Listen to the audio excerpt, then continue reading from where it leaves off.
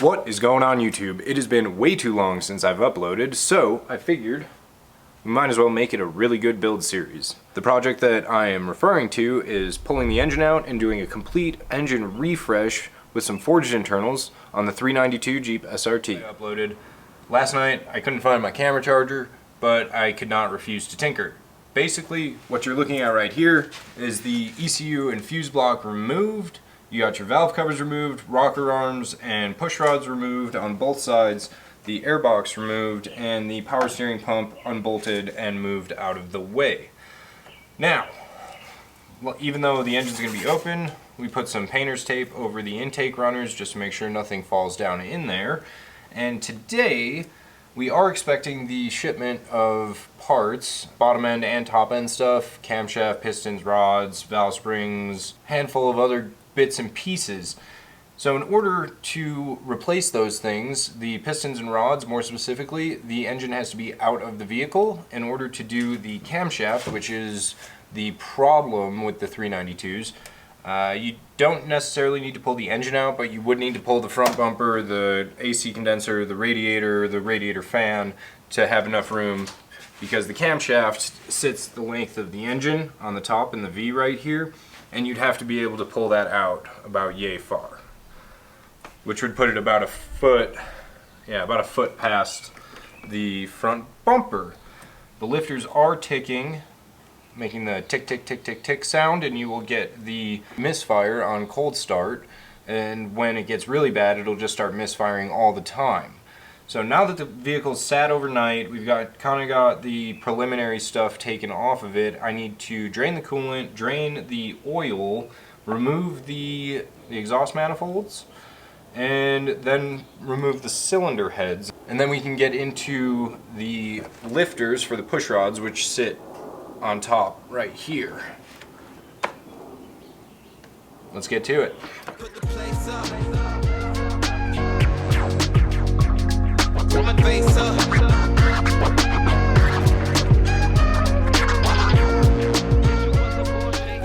Alright, we got the radiator cap off.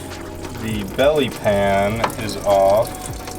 Right there is the drain for the coolant off of the radiator. So we'll let it drain. Radiator hose, this hose, a water pump, and then eventually our timing chain assembly. And that includes the AC compressor, which I already evacuated at work so I can take the lines off of, and our alternator, which is right there. Put the place up.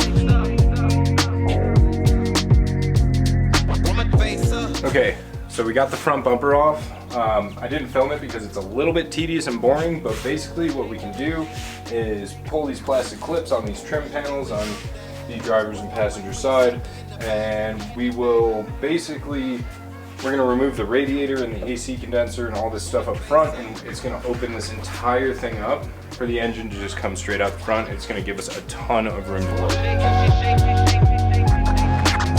Why you doing all that? Thought you was my wife, but you slapped me in the back. I ain't going outside in this cold ass winter, gotta roll up and out. See you from afar, got my thoughts in the sky. Where we used to kiss, sunshine, shit, and why you gotta call me every day, pretend you my baby. I see more real out there lately, it's crazy. Yeah, we could be the same as we claim in this kingdom shit and keep it tame. Come on, baby girl, we're not the same. Two different speeds, but we keep it one lane. Yeah, what goes around comes around, keep 100, y'all. Do this for my soul like a dawn, put the stereo on. Put your hands in the air, we'll be alright. Oh, yeah. You keep messing up my mind, but I love your style. You know I put the place up. Put my face up.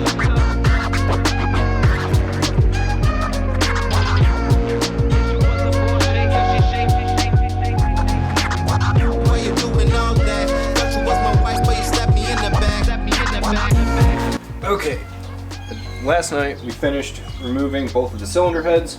We only had one exhaust manifold bolt break off in the cylinder head. Those are pretty easy to fix. And then we'll probably be going with some Cook's long tube headers and the green catted mid pipes. These need to be cleaned up and stripped down so that we can replace the valve springs and what else? Valve springs, seats.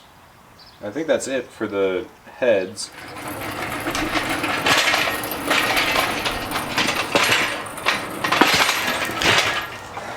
Borrowed an engine crane from the neighbor.